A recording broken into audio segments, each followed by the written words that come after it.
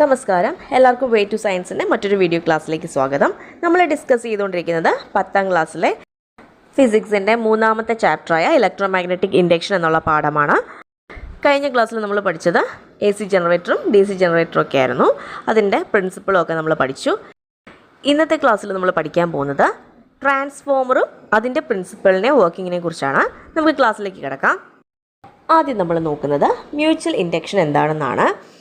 ഇവിടെ നോക്കുക, ഫിഗറിൽ ഒരു സോഫ്റ്റ് ആൻഡ് കോറിൻ്റെ മുകളിൽ ഇൻസുലേറ്റഡ് വയർ ചുറ്റി വെച്ചിരിക്കുന്നത് നമുക്ക് കാണാം അല്ലേ. 2 എൻഡുകളിലായിട്ടാണ് അത് ചുറ്റി വെച്ചിരിക്കുന്നത്. അവയ്ക്കിടയിൽ ഒരു ഗ്യാപ്പ് ഉണ്ട്. ആദ്യത്തെ സെക്ഷൻ ഒരു എൻഡിൽ ചുറ്റി വെച്ചിരിക്കുന്നു, പിന്നത്തെ ഒരു ഭാഗം അപ്പുറത്തെ എൻഡിലും ചുറ്റി വെച്ചിരിക്കുന്നു. ഒരു ഏകദേശം 500 ചുറ്റുകളാണ് വേണ്ടത്. അപ്പോൾ ആദ്യത്തെ കമ്പിച്ചുരുളിൻ്റെ അഗ്രങ്ങളെ ഒരു സെല്ലും സ്വിച്ചുമായും ഘടിപ്പിച്ചിട്ടുണ്ട് അല്ലേ. ആദ്യത്തെ ചുറ്റുകൾ ഒരു സെല്ലും ഉണ്ട്, ഒരു സ്വിച്ചുമായിട്ട് ഘടിപ്പിച്ചിട്ടുണ്ട്.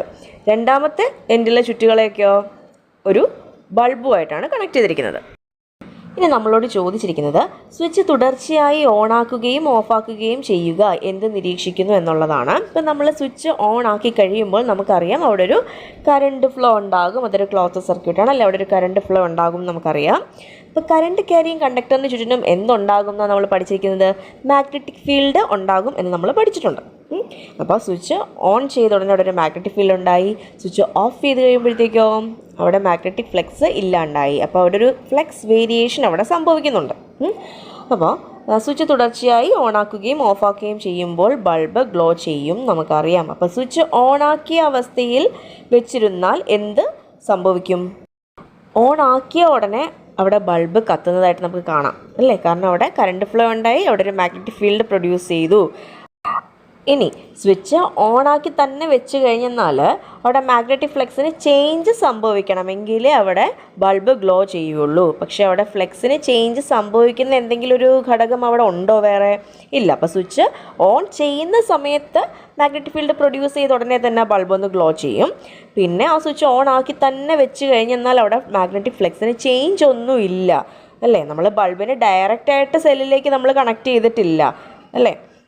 അപ്പോൾ സെല്ല് കണക്ട് ചെയ്തിരിക്കുന്ന കോയിലിലെ കറണ്ട് ഫ്ലോ ചെയ്യുന്നതിൻ്റെ ഫലമായിട്ട് മാഗ്നറ്റിക് ഫീൽഡ് പ്രൊഡ്യൂസ് ചെയ്യുകയും ആ ഫീൽഡിനുള്ളിൽ തന്നെ ഇരിക്കുന്ന തൊട്ടടുത്തുള്ള കോയിലിൽ കണക്ട് ചെയ്തിരിക്കുന്ന ബൾബാണ് ഗ്ലോ ചെയ്യുന്നത്.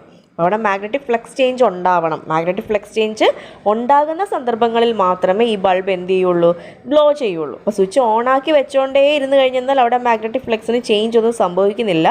അങ്ങനെ വരുമ്പോഴത്തേക്ക് സ്വിച്ച് ഇടുന്ന സമയത്ത് മാത്രം ബൾബൊന്ന് ഗ്ലോ ചെയ്തിട്ട് പിന്നെ എന്ത് ചെയ്യും? അത് അണഞ്ഞു പോവുകയാണ് ചെയ്യുന്നത്.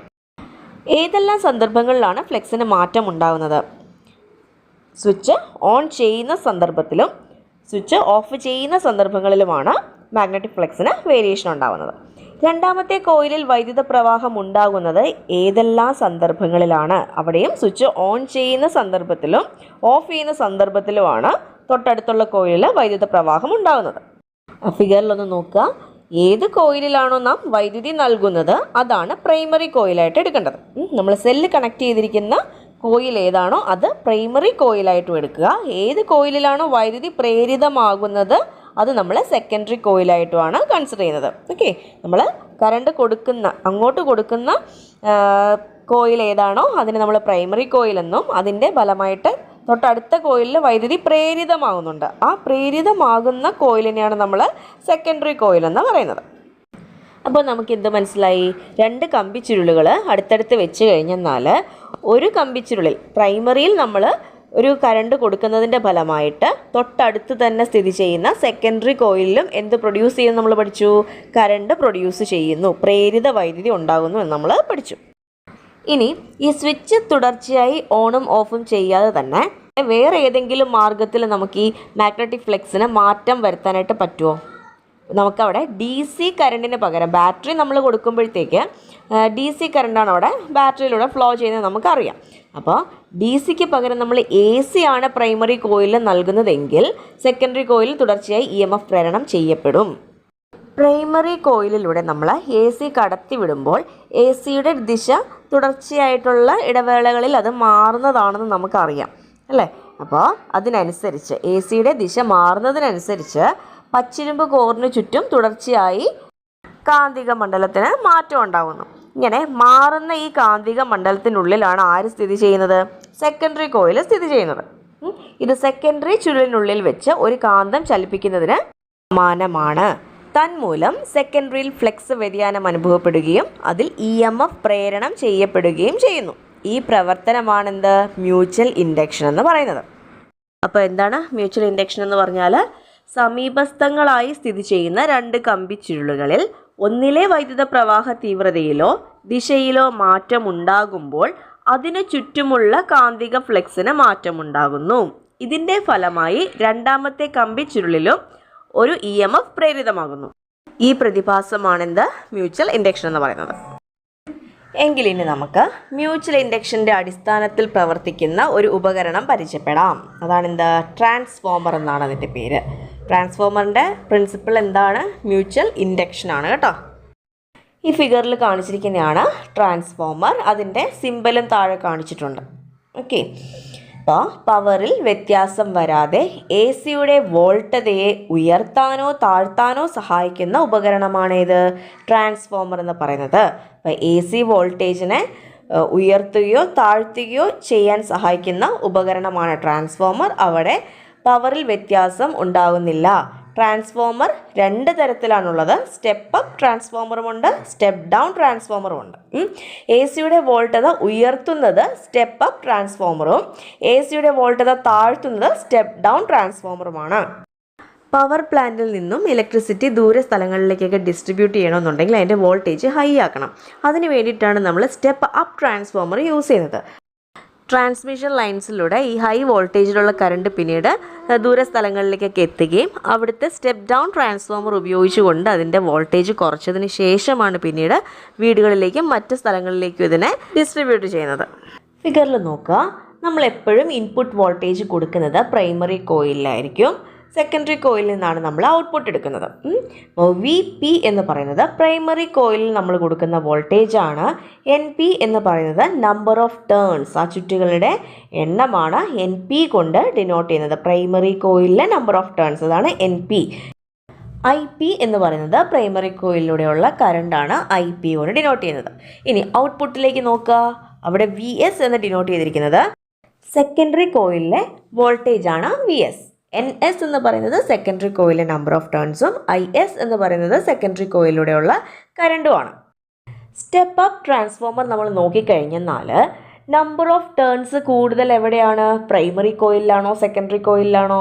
നമ്പർ ഓഫ് ടേൺസ് കൂടുതലുള്ളത് സെക്കൻഡറി കോയിലാണ്. പ്രൈമറി കോയിലുള്ള എണ്ണത്തിനെക്കാട്ടിലും കോയിലുകളുടെ ചുരുളിനെക്കാട്ടിലും കൂടുതൽ ചുറ്റുകളുള്ളത് എവിടെയാണ്? സെക്കൻഡറി കോയിലാണ്. അപ്പോൾ VP എന്ന് പറയുന്ന പ്രൈമറി കോയിലിലെ ഇൻപുട്ട് വോൾട്ടേജിനെക്കാട്ടിലും കൂടുതലായിരിക്കും ഔട്ട്പുട്ട് വോൾട്ടേജ് എന്ന് പറയുന്നത്. VS ആയിരിക്കും സ്റ്റെപ്പ് അപ്പ് ട്രാൻസ്ഫോമറിൽ കൂടുതൽ. ഓക്കെ, എന്നുവെച്ചാൽ ട്രാൻസ്ഫോമറിൽ സ്റ്റെപ്പ് അപ്പ് ട്രാൻസ്ഫോമറിൽ ഔട്ട്പുട്ട് വോൾട്ടേജിനെ കൂട്ടുകയാണ് ചെയ്യുന്നത്. അതാണ് സ്റ്റെപ്പ് അപ്പ് ട്രാൻസ്ഫോമർ എന്ന് പറയുന്നത്. ഓക്കെ, ചുറ്റുകളുടെ എണ്ണവും ഔട്ട്പുട്ടിലാണ് കൂടുതൽ, വോൾട്ടേജും ഔട്ട്പുട്ടിലാണ് കൂടുതൽ. ഓക്കെ, കറണ്ട് ഔട്ട്പുട്ടിൽ കുറവാണ്. അതുപോലെ തന്നെ വയറിൻ്റെ തിക്നെസ് ഇൻപുട്ടിൽ കൊടുക്കുന്ന വയറിൻ്റെ തിക്നെസ്സിനെക്കാട്ടിലും കുറവാണ് ഔട്ട്പുട്ടിൽ സെക്കൻഡറി കോയിലിൽ നമ്മൾ കൊടുക്കുന്ന വയറിൻ്റെ തിക്നെസ്. തിൻ വയറാണ് ഉപയോഗിച്ചിരിക്കുന്നത്.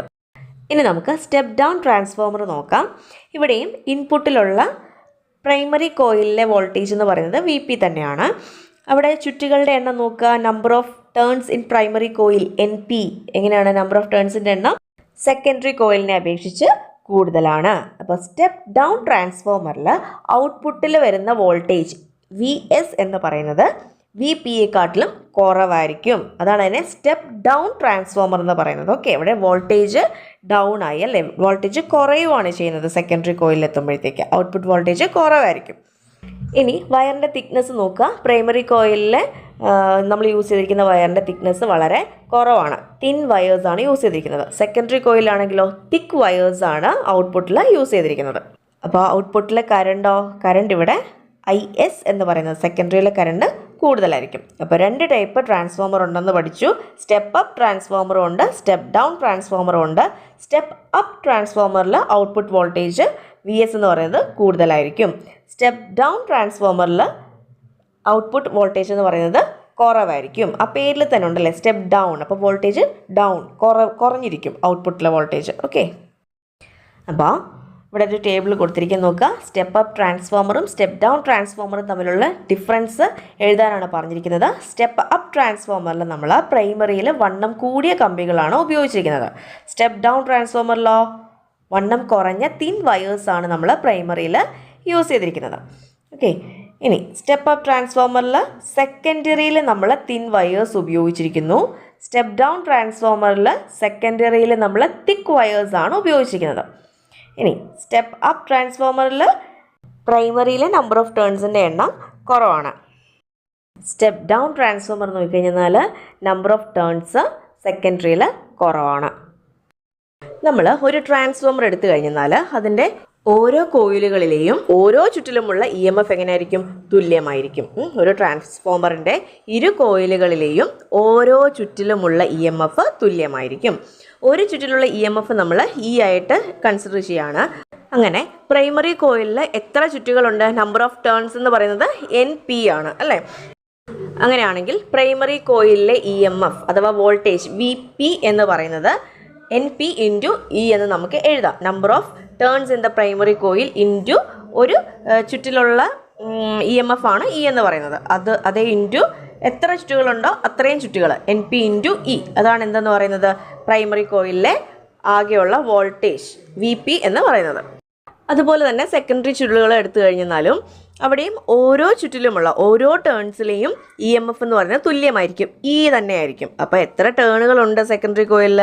NS എന്ന് പറയുന്ന ടേണുകളുണ്ട്. അപ്പോൾ NS ഇൻറ്റു E എന്ന് പറയുന്നതാണ് സെക്കൻഡറി കോയിലിലെ പ്രേരിതമാകുന്ന വോൾട്ടേജ് EMF. VS കൊണ്ട് ഡിനോട്ട് ചെയ്യുന്നു. VS is equal to NS into E.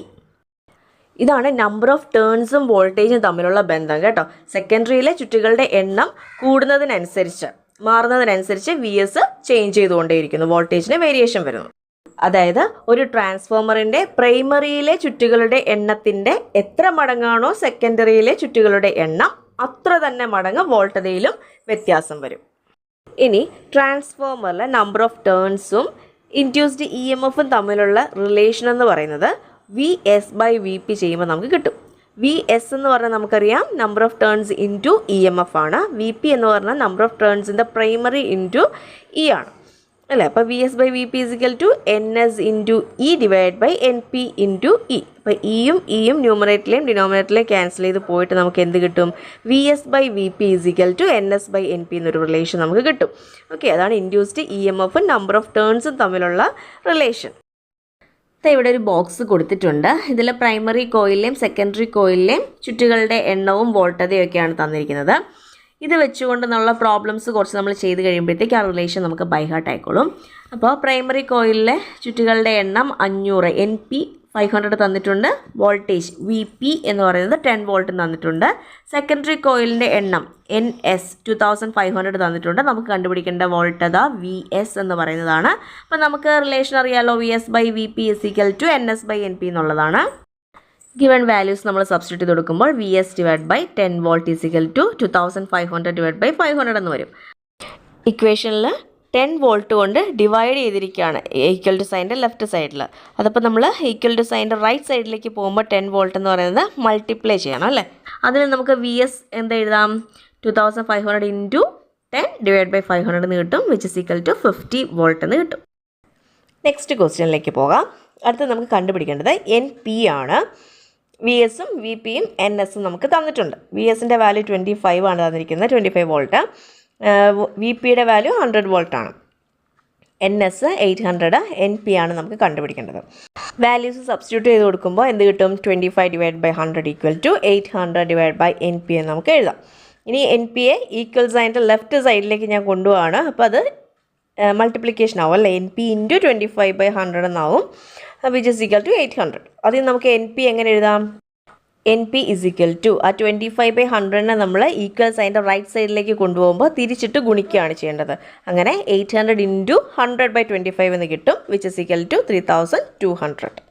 അപ്പോൾ NPയുടെ വാല്യൂ കിട്ടി 3200 എന്ന്. ഇനി അടുത്ത ക്വസ്റ്റ്യനിലേക്ക് പോവാം. നെക്സ്റ്റ് ക്വസ്റ്റ്യൻ നോക്കാം. ഇവിടെ നമുക്ക് കണ്ടുപിടിക്കേണ്ടത് VP ആണ്, പ്രൈമറി വോൾട്ടേജ് ആണ്. തന്നിരിക്കുന്ന ക്വാണ്ടിറ്റീസ് സെക്കൻഡറി വോൾട്ടേജ് 120 തന്നിട്ടുണ്ട്, ഇനി സെക്കൻഡറിയിൽ നമ്പർ ഓഫ് ടേൺസ് 1800 എന്ന് തന്നിട്ടുണ്ട്. ഇനി പ്രൈമറി കോയിലിലെ നമ്പർ ഓഫ് ടേൺസ് 600 എന്ന് തന്നിട്ടുണ്ട്. ഗിവൺ വാല്യൂസ് നമ്മൾ ഇക്വേഷനിലേക്ക് സബ്സ്റ്റിറ്റ്യൂട്ട് ചെയ്ത് കൊടുക്കുക. അപ്പോൾ നമുക്ക് 120 divide by V P is equal to 1800 divide by 600 എന്ന് കിട്ടും. ഇനി വി പി എങ്ങനെയാണ് ഇക്വേഷൻ ലെഫ്റ്റ് സൈഡിൽ താഴെ ഡിവൈഡ് ചെയ്തിരിക്കുകയല്ലേ, അപ്പോൾ റൈറ്റ് സൈഡിലേക്ക് പോകുമ്പോൾ അത് മൾട്ടിപ്ലൈ ചെയ്യുക. അപ്പോൾ 120 is equal to 1800 divide by 600 into V P എന്ന് വരും. Therefore V P is equal to എങ്ങനെ എഴുതാം നമുക്ക് 120 ഇൻറ്റു 1800 ഡിവൈഡ് ബൈ 600നെ ഇക്വേഷനെ ലെഫ്റ്റ് സൈഡിലേക്ക് കൊണ്ടുപോകുമ്പോൾ അത് തിരിച്ചിട്ട് ഗുണിക്കണം. ഇപ്പോൾ 120 ഇൻറ്റു 600 ഡിവൈഡ് ബൈ 1800 എന്ന് കിട്ടും, which is equal to 40 volt. V പിയുടെ ഉത്തരം നമുക്ക് 40 വോൾട്ട് എന്ന് കിട്ടും. നെക്സ്റ്റ് ക്വസ്റ്റ്യൻ നോക്കാം. ഇവിടെ നമുക്ക് കണ്ടുപിടിക്കേണ്ടത് NS ആണ്, സെക്കൻഡറി കോയിലിലെ നമ്പർ ഓഫ് ടേൺസ് ആണ്. അപ്പോൾ തന്നിരിക്കുന്ന ക്വാണ്ടിറ്റീസ് ഒക്കെ എടുത്ത് എഴുതുക. സെക്കൻഡറി കോയിലിലെ വോൾട്ടേജ് 12 വോൾട്ട് തന്നിട്ടുണ്ട്. പ്രൈമറി കോയിലിലെ വോൾട്ടേജ് 240 വോൾട്ടും തന്നിട്ടുണ്ട്, which is equal to NS divide by primary കോയിലിലെ നമ്പർ ഓഫ് ടേൺസ് 12,000 എന്ന് തന്നിട്ടുണ്ട്. ഇക്വേഷനിലേക്ക് സബ്സ്റ്റിറ്റ്യൂട്ട് ചെയ്യുക. 12 divide by 240 is equal to NS divide by 12,000 എന്ന് വരും. ദെയർഫോർ NS ഈക്വൽ ടു എങ്ങനെ എഴുതാം, 12 ഇൻറ്റു 12,000നെ അവിടെ ഡിവൈഡ് ചെയ്തിരിക്കുകയാണ് ഇക്വേഷൻ റൈറ്റ് സൈഡിൽ. നമ്മൾ അതിനെ ലെഫ്റ്റ് സൈഡിലേക്ക് കൊണ്ടുവരുമ്പോഴത്തേക്ക് മൾട്ടിപ്ലൈ ചെയ്യണം. അപ്പോൾ 12 ഇൻറ്റു 12,000 ഡിവൈഡ് ബൈ 240 എന്ന് വരും, വിച്ച് ഇസ് ഈക്വൽ ടു 600 എന്ന ഉത്തരം കിട്ടും. ആൻസേഴ്സ് എല്ലാം ബോക്സിൽ കൊടുത്തിട്ടുണ്ട്, വർക്കൗട്ട് ചെയ്ത് നോക്കുക. അടുത്തൊരു ക്വസ്റ്റ്യൻ നോക്കുക. 240 വോൾട്ട് AC-യിൽ പ്രവർത്തിക്കുന്ന ഒരു ട്രാൻസ്ഫോമർ ആ സർക്യൂട്ടിലെ ഒരു ഇലക്ട്രിക് ബെല്ലിന് 8 വോൾട്ട് നൽകുന്നു. ഇതിൻ്റെ പ്രൈമറി കോയിലിൽ 4800 ചുറ്റുകളുണ്ടെങ്കിൽ സെക്കൻഡറിയിലെ ചുറ്റുകളുടെ എണ്ണം കണക്കാക്കാനാണ് ചോദ്യം. ഇവിടെ നമ്മൾ പ്രൈമറിയിൽ കൊടുക്കുന്ന വോൾട്ടേജാണ് 240 വോൾട്ട്. 240 വോൾട്ടിൽ പ്രവർത്തിക്കുന്ന ഒരു ട്രാൻസ്ഫോമർ ആ സർക്യൂട്ടിലെ ഒരു ഇലക്ട്രിക് ബൾബിന് കൊടുക്കുന്ന വോൾട്ടതയാണ് 8 വോൾട്ട്. ഔട്ട്പുട്ടാണ് 8 വോൾട്ട് എന്ന് പറയുന്നത്. അത് സെക്കൻഡറിയിൽ നിന്നാണല്ലോ നമ്മൾ എടുക്കുക. അപ്പോൾ VSൻ്റെ വാല്യൂ ആണ് 8, VPയുടെ വാല്യൂ ആണ് 240.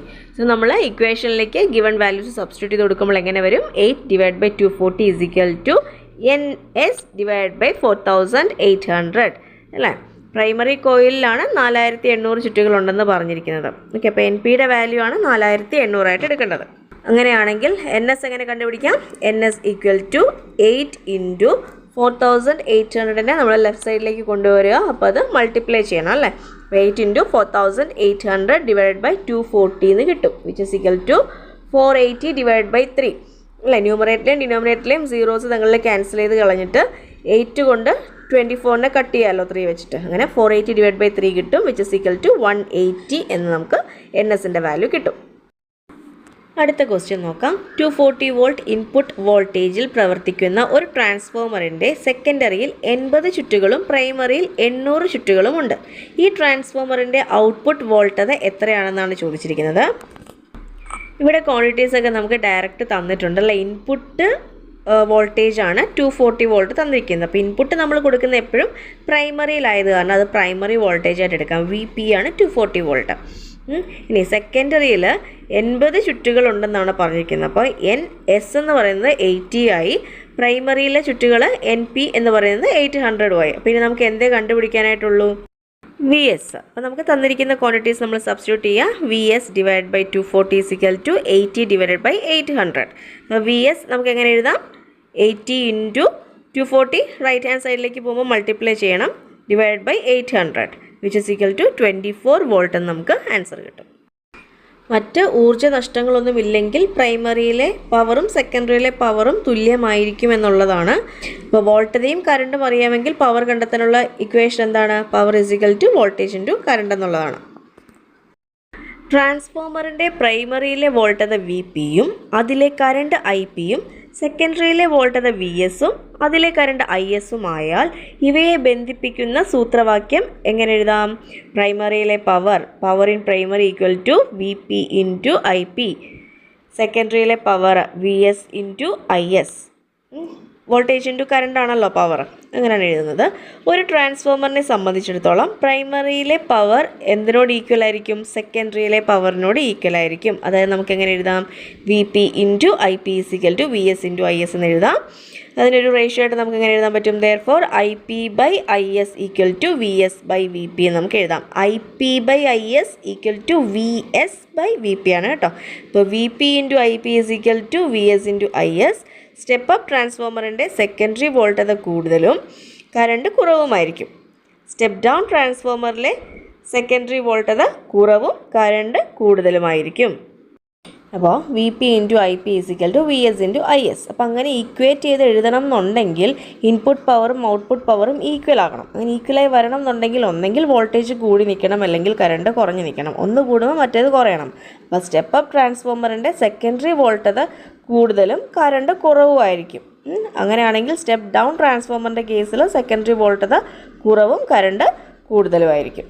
അങ്ങനെയാണല്ലോ നമ്മൾ സ്റ്റെപ്പ് ഡൗൺ എന്ന് പറയുമ്പോഴത്തേക്ക് വോൾട്ടേജ് ഡൗൺ ആവുന്നു എന്ന് ഓർത്തിരുന്നാൽ മതി. അപ്പോൾ സ്റ്റെപ്പ് ഡൗൺ ട്രാൻസ്ഫോമറിൽ സെക്കൻഡറി വോൾട്ടേജ് കുറവാണെങ്കിൽ കറണ്ട് എങ്ങനെയായിരിക്കും? കൂടി നിൽക്കണം, കറണ്ട് കൂടുതലായിരിക്കും. അപ്പോൾ നമുക്ക് V P into I P is equal to V S into I S എന്ന് എഴുതാം. ഇനി ഒരു പ്രോബ്ലം നോക്കാം. പവർ നഷ്ടമില്ലാത്ത ഒരു ട്രാൻസ്ഫോമറിലെ പ്രൈമറിയിൽ 5000 ചുറ്റുകളും, പ്രൈമറിയിൽ 5000 ചുറ്റുകളെന്ന് പറയുമ്പോഴത്തേക്ക് എൻ പി ആണല്ലേ, എൻ പി 5000 തന്നിട്ടുണ്ട്. സെക്കൻഡറിയിൽ 250 ചുറ്റുകളുമാണുള്ളത്. അപ്പോൾ എൻ എസ് 250 തന്നിട്ടുണ്ട്. ഇനി പ്രൈമറിയിലെ വോൾട്ടത വി പി എന്ന് പറയുന്നത് 120 വോൾട്ടും തന്നിട്ടുണ്ട്. ഇനി വൈദ്യുത പ്രവാഹ തീവ്രത കറണ്ട് 0.1 ആംപിയറും ആണ്. അങ്ങനെയാണെങ്കിൽ സെക്കൻഡറിയിലെ വോൾട്ടതയും കറണ്ടും കണക്കാക്കാനാണ് പറഞ്ഞിരിക്കുന്നത്. ഓക്കെ, എങ്ങനെ ചെയ്യാം? V P is equal to 120 volt ഉണ്ട്, എൻ എസ് എന്ന് പറയുന്നത് 250 ആണ്, എൻ പി എന്ന് പറയുന്നത് 5000 ആണ്. നമുക്കറിയാവുന്ന നമ്മൾ ആദ്യം പഠിച്ച റിലേഷനിൽ കൊടുക്കുക V S by V P is equal to N S by N P. ഇപ്പോൾ V S divide by V P 120 volt substitute ചെയ്യുക, which is equal to N എസിൻ്റെ വാല്യൂ 250 ഡിവൈഡ് ബൈ എൻ പിയുടെ value 5000. Therefore V S equal to 250 into 120 divide by 5000, 6 volt എന്ന് നമുക്ക് V എസിൻ്റെ value കിട്ടും. ഇനി നമുക്ക് സെക്കൻഡറിയിലെ കറണ്ടാണ് കണ്ടുപിടിക്കേണ്ടത്. ആ കറണ്ടും വോൾട്ടേജും തമ്മിലുള്ള റിലേഷൻ നമുക്കറിയാം. I P divided by I S equal to V S divided by V P എന്നറിയാം. അപ്പോൾ പ്രൈമറിയിലെ കറണ്ട് നമുക്ക് തന്നിട്ടുണ്ട് 0.1 ആംപിയർ ആണ്. ഐ എസ് നമുക്ക് കണ്ടുപിടിക്കണം, which is equal to V S എന്ന് പറയുന്നത് സെക്കൻഡറിയിലെ വോൾട്ടേജ് 6 ആണ് നമുക്ക് കിട്ടിയായിരുന്നു ചെയ്തിട്ട്, ഡിവൈഡഡ് ബൈ വി പി എന്ന് പറയുന്ന 120 നമുക്ക് തന്നിരിക്കുന്ന വാല്യൂ ആണ്. അപ്പോൾ ഐ എസ് എങ്ങനെ കണ്ടുപിടിക്കാം? I S equal to 0.1 into 120 divide by 6. അപ്പോൾ 6/120 നമ്മൾ ലെഫ്റ്റ് സൈഡിലേക്ക് കൊണ്ടുപോകുമ്പോൾ മറിച്ചിട്ട് ഗുണിക്കണം അല്ലേ. അതുപോലെ തന്നെ ന്യൂമറേറ്ററിനെയും ഡിനോമിനേറ്ററിനെയും ഒരു 10 കൊണ്ട് മൾട്ടിപ്ലൈ ചെയ്യാം. അപ്പോൾ ആ പോയിൻ്റ് അങ്ങ് മാറിക്കിട്ടും, 0.1 എന്നുള്ളത്. അപ്പോൾ എന്ത് കിട്ടും? 1 ഇൻറ്റു 120 ഡിവൈഡ് ബൈ 60 എന്ന് വരും. ന്യൂമറേറ്ററിലും ഡിനോമിനേറ്ററിലും 0 ക്യാൻസൽ ചെയ്യുക. 12ൽ 6 2 ടൈംസ് ആണ്. സോ ആൻസർ ഇസ് 2 ആംപിയർ എന്ന് കിട്ടും. ഇനി നോക്കുക, ഇവിടെ കുറേ റിലേഷൻസ് തന്നിട്ടുണ്ട്. ഇതിൽ ഏതൊക്കെയാണ് സ്റ്റെപ്പ് ഡൗണിൻ്റെ ചേരുന്നതെന്നും ഏതൊക്കെയാണ് സ്റ്റെപ്പ് അപ്പിന് ചേരുന്നതെന്നും നമ്മൾ കണ്ടുപിടിച്ചെഴുതണം. ആദ്യത്തേത് V S greater than V P, അതായത് സെക്കൻഡറി വോൾട്ടേജ് ആണ് കൂടുതൽ. ആ ഫിഗർ വെച്ചൊന്ന് നോക്കിക്കേ. വി എസ് കൂടുതൽ, നമ്പർ ഓഫ് ടേൺസ് കൂടുന്നതനുസരിച്ച് വോൾട്ടേജ് കൂടുമെന്ന് നമ്മൾ പഠിച്ചു അല്ലേ. അപ്പോൾ സ്റ്റെപ്പ് അപ്പ് ട്രാൻസ്ഫോമറിലാണ് വി എസ് കൂടി വരിക. അപ്പോൾ ആദ്യത്തേത് സ്റ്റെപ്പ് അപ്പ് ട്രാൻസ്ഫോമറിന് ചേരുന്നതാണ്. ഇനി അപ്പോൾ V S less than V P എന്ന് പറയുമ്പോൾ എന്തായിരിക്കും? സ്റ്റെപ്പ് ഡൗൺ ട്രാൻസ്ഫോമർ ആയിരിക്കും അല്ലേ. ഇനി I S less than I P, current ഔട്ട്പുട്ടിൽ കുറഞ്ഞു നിൽക്കണം. സെക്കൻഡറിയിൽ കറണ്ട് കുറഞ്ഞു നിൽക്കുമ്പോൾ വോൾട്ടേജ് കൂടുതലായിരിക്കും. അപ്പോൾ വോൾട്ടേജ് കൂടുതൽ വരുന്നത് സ്റ്റെപ്പ് അപ്പ് ട്രാൻസ്ഫോമറിലാണല്ലേ. അപ്പോൾ അവിടെ വോൾട്ടേജ് കൂടി നിൽക്കുമ്പോൾ കറണ്ട് കുറഞ്ഞു നിൽക്കണമെന്ന് നമുക്ക് അറിയാം. അപ്പോൾ I S less than I P, I S ആണ് ഐ പിയെക്കാട്ടിലും കുറവ് വരുന്നത്. അത് ഏതിലാണ്? സ്റ്റെപ്പ് അപ്പ് ട്രാൻസ്ഫോമറിലാണ്. അപ്പോൾ I S greater than I P, I S കൂടി വരുന്നത്, അപ്പോൾ വോൾട്ടേജ് കുറഞ്ഞു നിൽക്കുന്നത് എവിടെയാണ്? സ്റ്റെപ്പ് ഡൗൺ ട്രാൻസ്ഫോമറിലായിരിക്കും അല്ലേ. അപ്പോൾ അത് സ്റ്റെപ്പ് ഡൗൺ ട്രാൻസ്ഫോമറിന് ചേരുന്നതാണ്. ഇനി N S divide by N P less than 1, ഇവിടെ ന്യൂമറേറ്ററിൻ്റെ വാല്യൂ കുറവും ഡിനോമിനേറ്ററിൻ്റെ വാല്യൂ കൂടുതലുമാണെങ്കിൽ, അപ്പോൾ ചെറിയ ഒരു വാല്യൂവിനെ വലിയൊരു വാല്യൂ കൊണ്ട് ഡിവൈഡ് ചെയ്യുമ്പോൾ അതിൻ്റെ ഉത്തരം നമുക്ക് 1നേക്കാൾ കുറവായിരിക്കും അല്ലേ. അപ്പോൾ N S divide by N P less than 1 എന്ന് പറയുമ്പോൾ എൻ എസിൻ്റെ വാല്യൂ ഇവിടെ കുറവായിരിക്കും, എൻ പിയുടെ വാല്യൂ ആണ് ഇവിടെ കൂടുതൽ. അതുകൊണ്ടാണ് ഉത്തരം 1നേക്കാൾ കുറവ് കിട്ടുന്നത്. അപ്പോൾ എൻ എസ് കുറഞ്ഞ് നിൽക്കണമെങ്കിൽ നമ്പർ ഓഫ് ടേൺസ് കുറവ് എവിടെയാണ്? സ്റ്റെപ്പ് ഡൗൺ ട്രാൻസ്ഫോമറിലാണ് നമ്പർ ഓഫ് കോയിൽസിൻ്റെ എണ്ണം കുറവും വോൾട്ടേജ് കുറവും ഒക്കെ. അപ്പോൾ അത് സ്റ്റെപ്പ് ഡൗൺ ട്രാൻസ്ഫോമറിന് ചേരുന്നതാണ്.